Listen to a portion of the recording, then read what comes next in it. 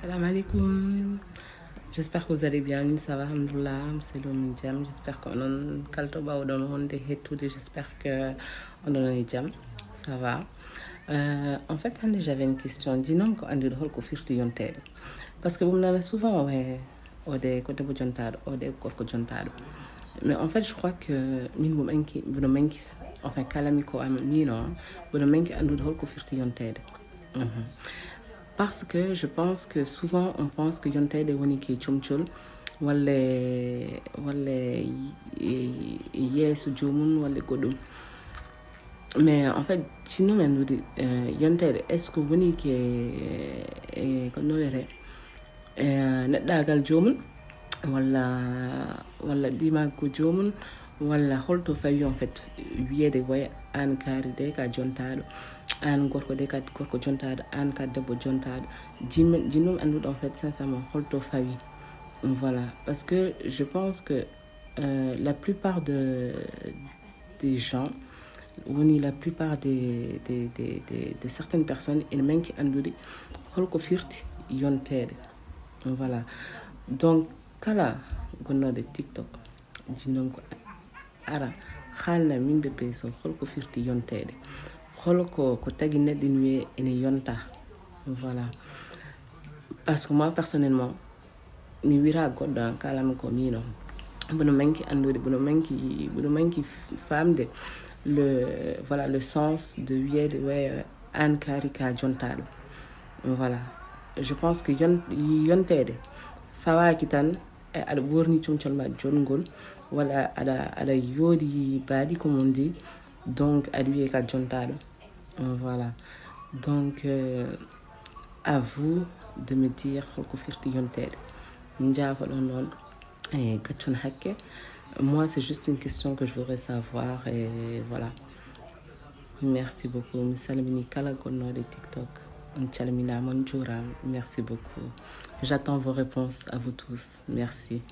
Musidɓe tedduɓe heeɗiɓe rendaɓe gurdam eɗeni jabtoɗo namdal bandiraɗo debbo mo wona bandi debbo woni Bébé Sow o namdi en ko holko woni yontede wona asko wona asli. Yontede ko gueno muyata ɗum e aade o ara ngara aɗa woni jontaɗo. Ene jeeya noon e maale yontede saɗa woni e jallugol cagatagal ma jamano wonma coccorgal. Hay sino so tawi a yaadi e yaadiɓe ma wiyete wonde ko beele Amadou en garani, beele Amadou en ndewani ɗo. Ko Amadou tan jogui inde kono heddiɓe ɓe fof koye inde Amadou ɓe mooli wiyete tan ko en. Wadde noon so tawi neɗɗo subtama e yimɓe temedere firti wonde wonko sumtere wonko subtira. Ko heddi ko yontande. Ɗum waɗi noon kala jolɗo ko ƴeeŋowo mbiɗe mbiɗi mawɗo metti mawɗo ko ƴeeŋowo weeli suka metti suka ko jolowo ina ɓoyno mawɗo e nder dingiral waside sukaɓe jona walla sukaɓe kooli. Haadi noon wiyama yontande, kala yontande ma gasa ha laaɓa cer, moni kala yontande mum ara e nder nde ɗon yontarde noon moni kala ma yonta hen hedoro ko jontireɗa fannu moƴƴo e fannu bonɗo. Wadde noon comcol e jawdi duusat jontaɗo kono tagata neɗɗo wonde jontaɗo. Heewiɗo neɗɗo jogui ha heewi, heewiɗo neɗɗo jogui tekke kewɗe omo ɓorno omo ɓorta omo wayno suppame ni kono ɗum tagadimo wiyede ko jontaɗo. Wadde noon jontaɗo wonko foti nanirede, jontaɗo wonko foti yirede, jontaɗo wonko foti andirede. Jontaɗo noon wiyata hayso mbaɗa maya mi nanatake ɗum, hayso mbaɗa maya mi yiyetake ɗum, kono hayso mbaɗa maya mi nanata, hayso mbaɗa maya mi yiyete ɗum, hayso mbaɗa maya mi nanirta ɗum, hayso mbaɗa maya mi waɗat ɗum.